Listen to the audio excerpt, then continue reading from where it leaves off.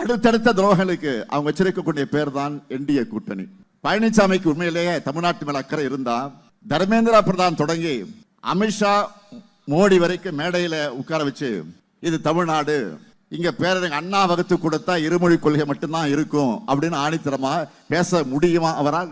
ஒரு அடிமையால ஓனரை எதிர்த்து பேச முடியாது. பிரதமர் மோடி அவர்களை பார்த்து தமிழ்நாட்டுக்கு வரும்போதெல்லாம் வணக்கம் நன்றி அதை மட்டும் சொல்லி தமிழ் பேச முடியும்னு வருத்தப்படுறதா சொல்றீங்களே, பிறகு ஏன் தமிழை விட சமஸ்கிருதத்துக்கு 17 மடங்கு அதிகமாக நிதி வழங்குகிறீங்கன்னு கேள்வி கேட்பாரா இந்த அடிமை பழனிசாமி? அமித்ஷா அவர்களை பார்த்து சமஸ்கிருதம் தான் அனைத்துக்கும் மூலமொழின்னு நீங்க சொல்றது தவறுன்னு பழனிசாமியில வாதிட முடியுமா? அதுக்கான முதுகெலும்பு பழனிசாமிக்கு இருக்கா? அவரை சும்மா ஒண்ணு ஆமாசாமி அடிமைசாமி சொல்லல. எதுக்கெல்லாம் ஆமாசாமி போடுறாரு? குடியுரிமை திருத்த சட்டம் அவர் நினைச்சிருந்தா அவங்க எம்பிக்கள் ஆதரிக்காம தடுத்திருக்க முடியும். ஆனால் ஆமாசாமி போட்டு இஸ்லாமியர்களுக்கு துரோகம் செஞ்சார். அதே போல வக்ஃப் போர்டு திருத்தம், அந்த திருத்த சட்டத்தை ஆதரிச்சு சிறுபான்மையினருக்கு துரோகம் செஞ்சார் அடிமைசாமி. அடுத்து கிறிஸ்தவர்களுக்கு எதிராக FCRA சட்டம் கொண்டு வர போறாங்க. கூட்டணியில் இருக்கிற பழனிசாமி தேர்தலுக்காவது அதை எதிர்த்து பேசி இருக்கிறாரா? அடுத்து நீட் தேர்வை பற்றி பேசுறார். நீட் தீர்மானத்தை ஒன்றிய அரசு தான் நிறுத்தி வச்சிருக்குன்னு எல்லாருக்கும் நினைச்சுக்கிட்டு இருந்தோம். ஆனா அதை ஒன்றிய அரசு திருப்பி அனுப்புனதையே கிட்டத்தட்ட 2 வருஷமா மறைச்சு வச்சவர் தான் பழனிசாமி. அந்த மாதிரி துரோகம்லாம் யாரும் பண்ணல. உடனே அங்க என்ன பண்ணணும்னு கேட்பார். நான் ஏற்கனவே பல முறை சொல்லி இருக்கிறேன், நீட் தேர்வு ஒழிக்கப்பட வேண்டும் என்பது எங்களுடைய நிலைப்பாடு. ஒன்றியத்துல இந்தியா கூட்டணி ஆட்சி அமைஞ்சிருந்தா நீட் தேர்வு தமிழ்நாட்டில் இருந்திருக்காது.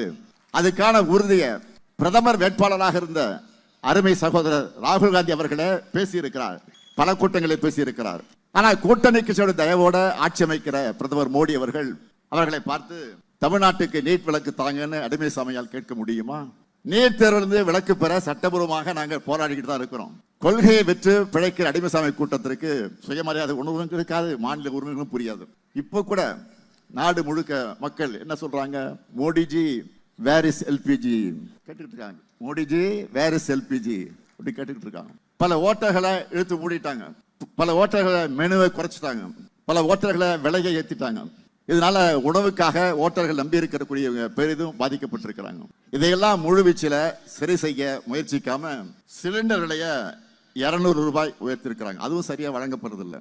இதையெல்லாம் பார்த்து பழனிசாமி குரல் கொடுத்திருக்கிறாரா? அதனால்தான் அவரை அடிமைசாமின்னு சொல்றோம்.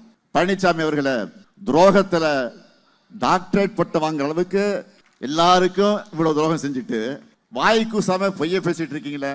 தமிழ்நாட்டு மக்கள் நல்லா புரிஞ்சுக்கணும், தமிழுக்கும் தமிழினத்துக்கும் தமிழ்நாட்டுக்கும் துரோகம் செய்வது பாஜகவுடைய வழக்கம். அதுக்கு துணை போறதுதான் அதிமுகவுடைய பழக்கம். இவங்களோட அத்தனை துரோகங்களை கடந்துதான் நம்ம திட்டங்களை எல்லாம் செயல்படுத்திக்கிட்டு இருக்கிறோம்.